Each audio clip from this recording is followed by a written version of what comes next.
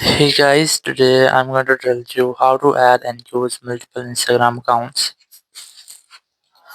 If you are using Instagram and you want to use multiple Instagram accounts on your phones, let's see how can you do that. You have to simply open your Instagram app.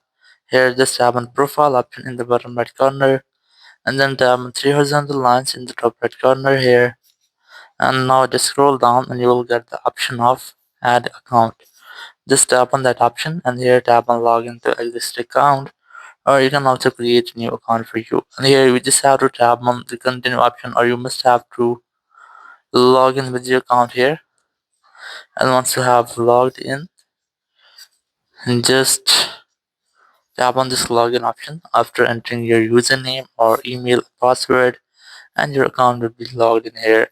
So you can use your multiple accounts in this way on your iPhone or your Android and Instagram. Thank you very much for watching the video. Until next video, bye bye.